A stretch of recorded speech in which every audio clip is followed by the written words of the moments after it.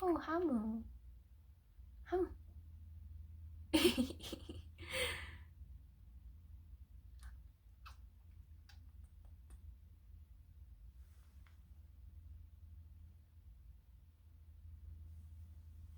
I think a lot of us, in the past or right now even, try to comfort ourselves by through the process of meaning making. And I think that's good because for a lot of people, the concept of life having a meaning and their beingness having a purpose in this world gives them a reason to live and gives them a reason to be happy and to persevere through times that are difficult. So I think meaning making is a, a very central part of our lives that we shouldn't lose. But at the same time, meaning making isn't synonymous with life has a meaning or life has an inherent purpose that you are meant to fulfill. And I think part of the reason why meaning making is so important is because without it, life is meaningless. I think for a long time, growing up, when um, uh, when there are discussions about religion or spirituality or just mental health in general, we tend to view nihilism as a very dangerous thing. And I can see why that's true. And I do agree that nihilism, when it's taken to the extent where um, it makes us feel constantly depressed and alone and lonely, I do think that it is dangerous, but being nihilist sometimes can be so incredibly freeing. And I think just coming to an acceptance that life is meaningless is so liberating.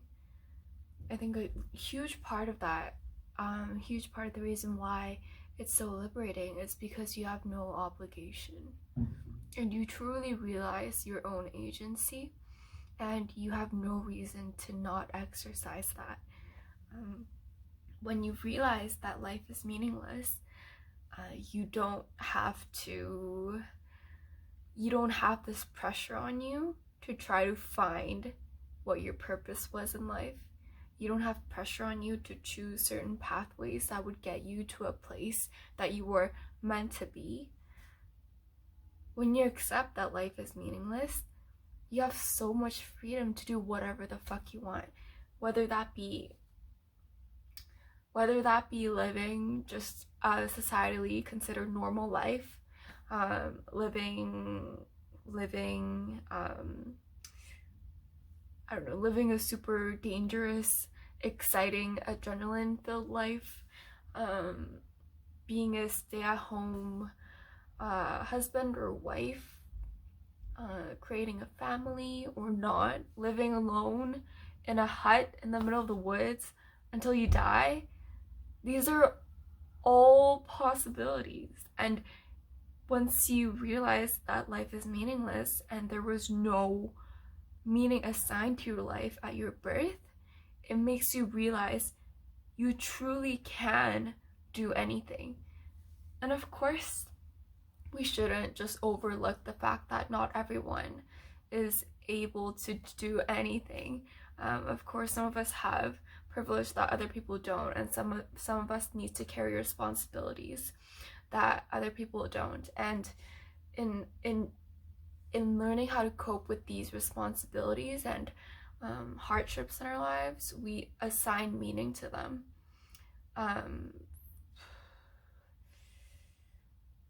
I think a common narrative that I've heard in my own life within my family is, when they would need to take care of family members and work jobs that they don't want to work in order to feed the family. A common narrative that I've heard from my mom, for example, is that this is like a hardship that she needs to go through in order to learn something, and that, you know, God is trying to teach her a lesson or something valuable that she needs to learn in this lifetime. And I think that that goes along the lines of you know, uh, uh, non-Christian beliefs and notions. For example, like karmic narratives, where you're born into another life, you're reincarnated in order to learn something that you did in the past. And I think for me, it's not to say whether those are true or not. And I do believe in them to some degree, but at the same time, I don't believe that we're born to accomplish some grand mission. I don't think we're committed or like responsible for fulfilling this plan that was made for us. I think if we buy into that narrative too much and we rely on that too much, it can be restricting, and it can add so much stress to our lives and make it easier for us to miss certain opportunities and freedoms in pursuit of this grand plan that we know nothing about. I think that's also part of why when I used to be religious, when I used to be Christian and I went to Christian church, I was set on a particular career path because I thought, you know, everyone around me was telling me that's what God wants you to do. That's the path that you're meant to take.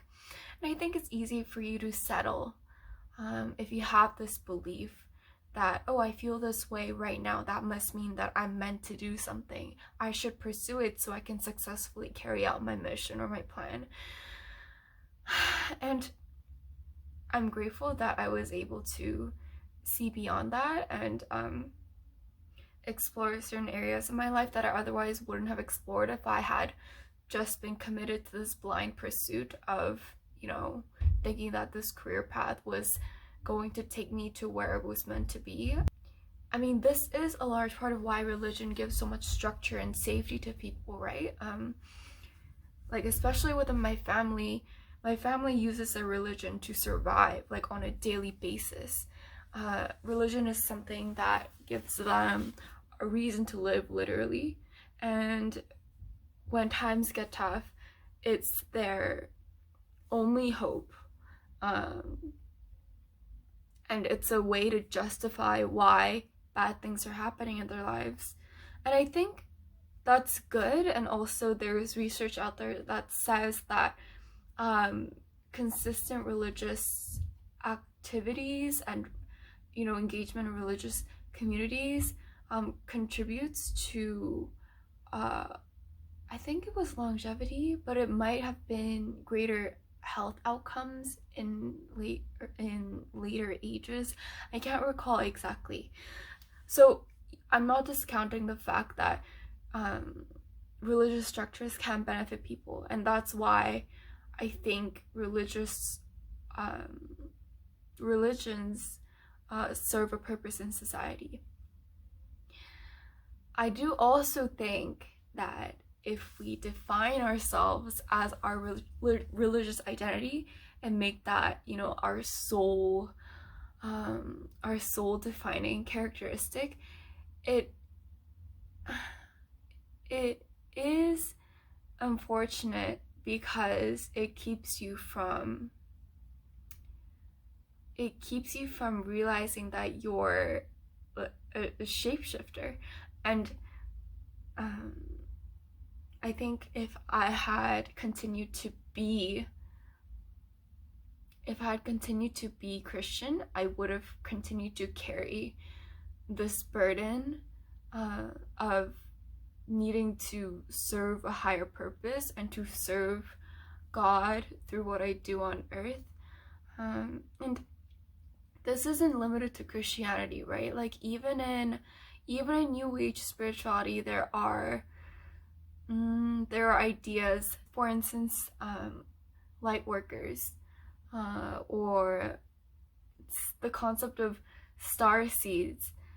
It is rooted in this in this notion that they're here on earth to serve some kind of purpose and to raise consciousness. So in this way, this belief that there is inherent meaning in life is not restricted to organized religions. It also applies to non-religions or just spirituality in general. It is healthy to an extent because it drives you and it motivates you, and it contributes to your self-esteem and your self-confidence, because you can believe in this idea that because your life has inherent meaning, that means you are meaningful, and it means you have a reason to be here and a place in society where your work is valued and needed.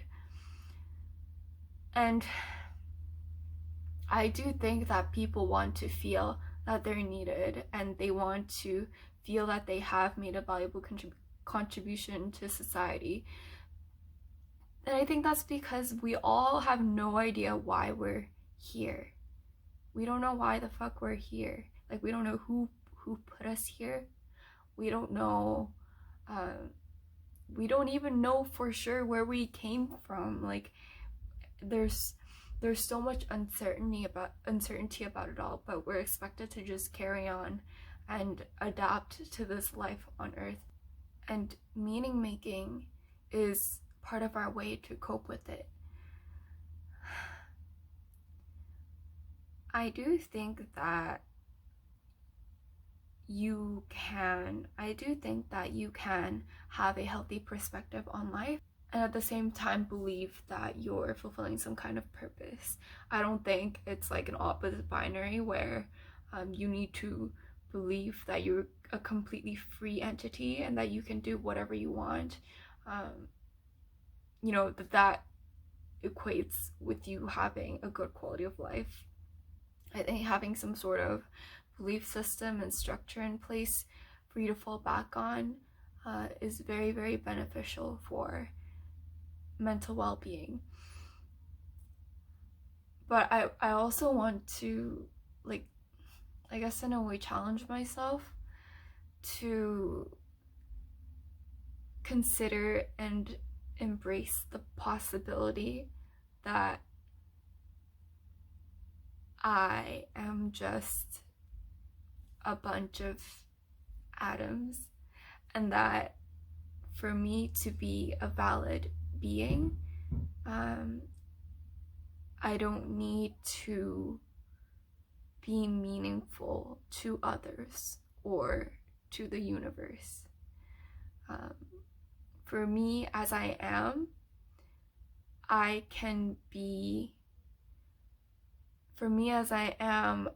just as legitimate and just as accepted and just as human, compared to if I were this light worker, or if I was this, I don't know, this gift on earth to serve a higher purpose. Just me as I am, born as I am, and navigating the world as I do, that's enough. And that's just life. So for a lot of my life, I was tied to this responsibility almost, or this, in Korean it's called 사명감. And I don't know what it's called in Korean, where it's like a mission, I guess, like a mission that you feel like you have, where I felt like I needed to like change the world and like benefit like so many people, and that was my purpose in life. And I think that helped a lot with my self-esteem. And as I grew older and I realized, you know, I may potentially not be able to do that. Like, I might not be this like all life-saving superhero that I always wanted to be. It was kind of scary because, you know, that makes me normal, right? Like, that makes me just like everyone else. And that kind of erases the differentiating factor that made me special and made me feel some kind of, not superiority, but like it gave me the right to feel like I was needed and to feel like I'm a valuable person. And I'm slowly learning how to unlearn that narrative and shift to more, I guess, like inclusive, or I don't know. I lack the vocabulary for articulating this very well. I'm trying to shift towards just accepting myself as I am, and taking life day by day, but at the same time, you know, not removing myself from my desire to do good in the world. The only thing that's different is that I don't associate my desire to do good in the world and to help people with this idea that that was what I was meant to do. Like, I don't want to attribute my worth to what I do and what I produce in society. I want to accept my worth and attribute it to just who I am, and that's perfectly fine. That is interesting what I just said, because it makes me think of how perhaps I don't know, like neoliberal capitalism has contributed to this like need for people to like feel like they're wanted or needed in society, and feel like they need to assert their value by proving what they can do to benefit society. When I think of indigenous communities, for example, and how they've survived for millennia, there's a lot of mutual aid within communities, and life is community, right? And it's not about what one single person can do to save the world. It's about how communities and the individuals within those communities can collaborate and help each other to build a good society.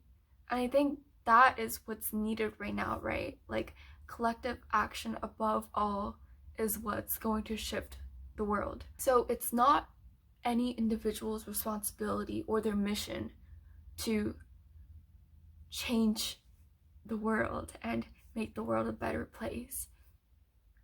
As we are, because we're already here in this world, because we were already born and we have nothing better to do, and it's our world to live in, it's our home. We want to build a good home and a good community, right?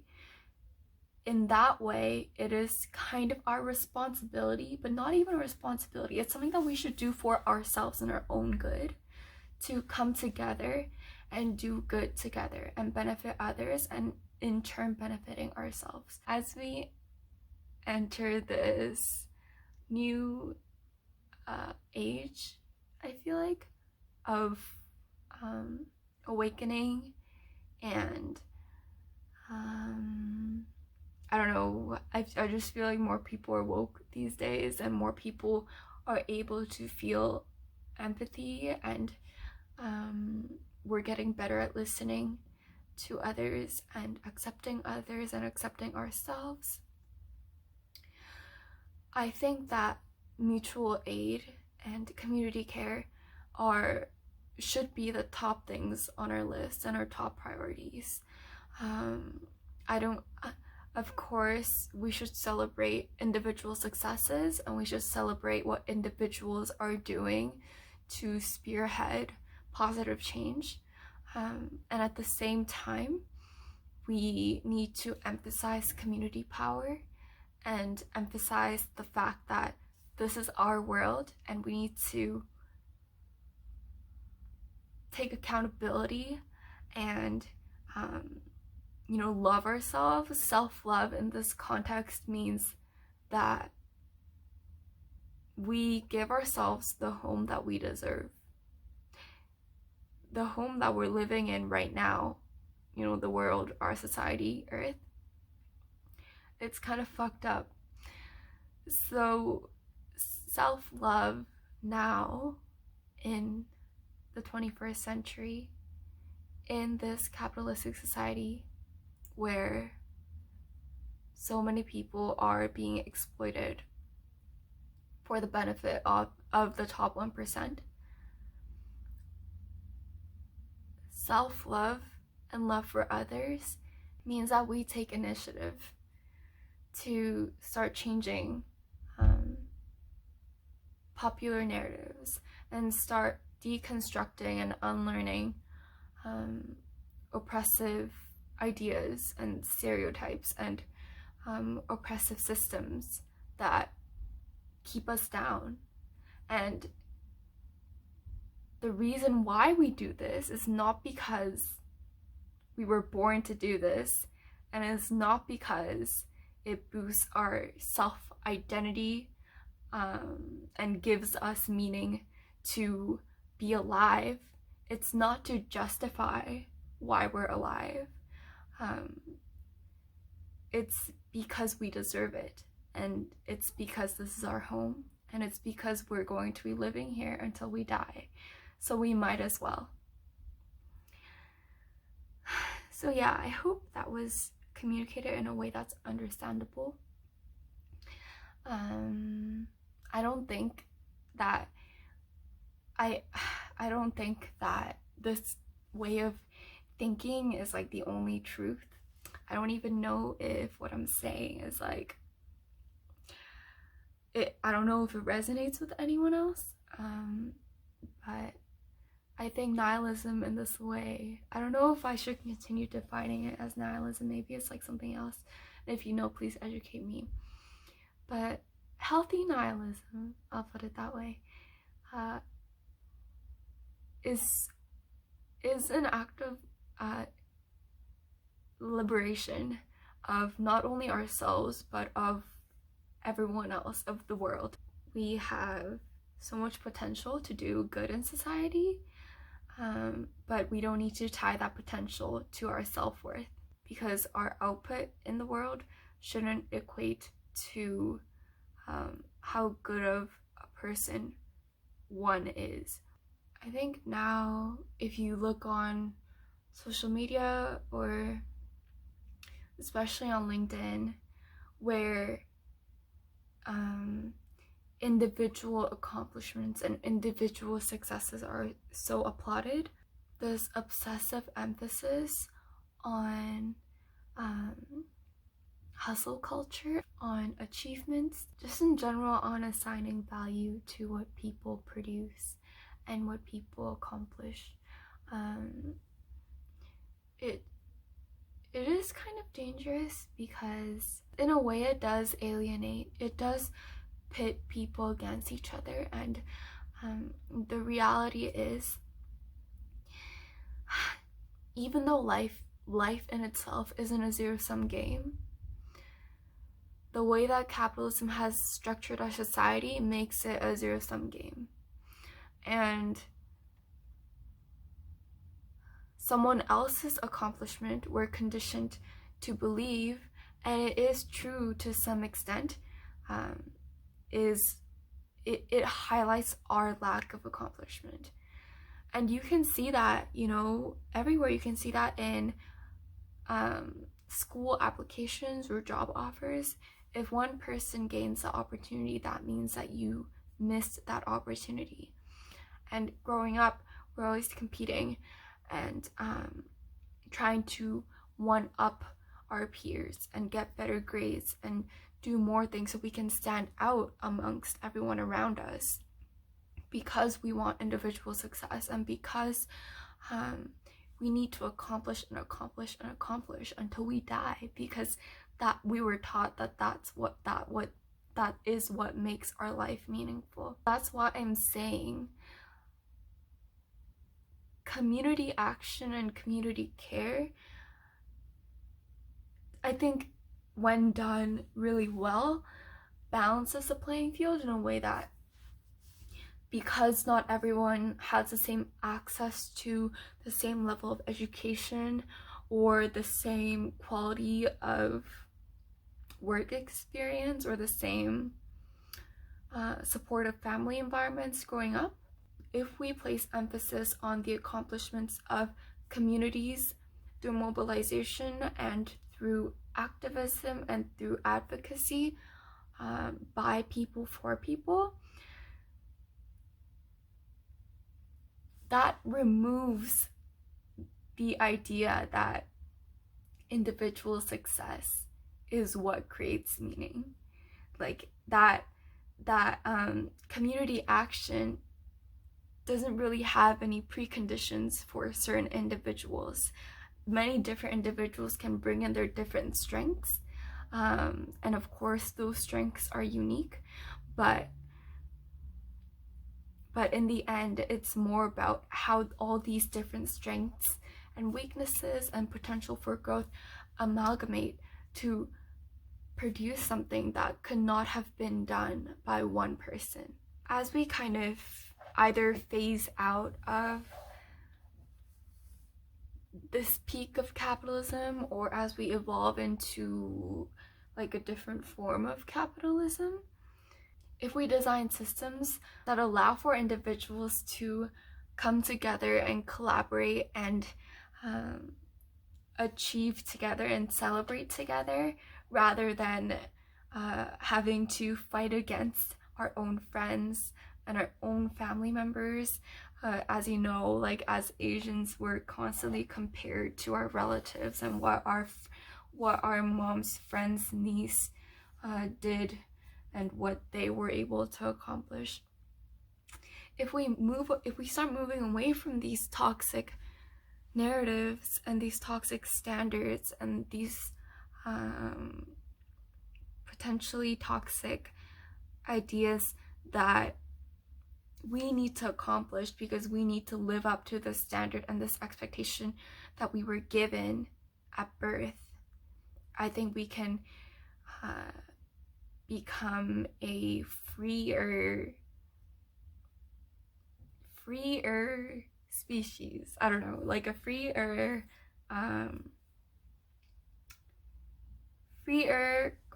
collective of beings. Let me know if you agree or disagree. I don't expect a lot of people listening to agree to what I'm saying, but that is what I think. And I am typically I get angry all the time at all the fucked up things that's happening on Earth, and that makes me be really pessimistic sometimes. But when I think of how much potential there is for us to evolve and grow and just like start learning how to express our love for ourselves and each other openly in a way that benefits everyone, it makes me realize that there's a lot of optimism that I can buy into, that there is hope and that there are solutions out there and that we're not all just doomed. So yeah.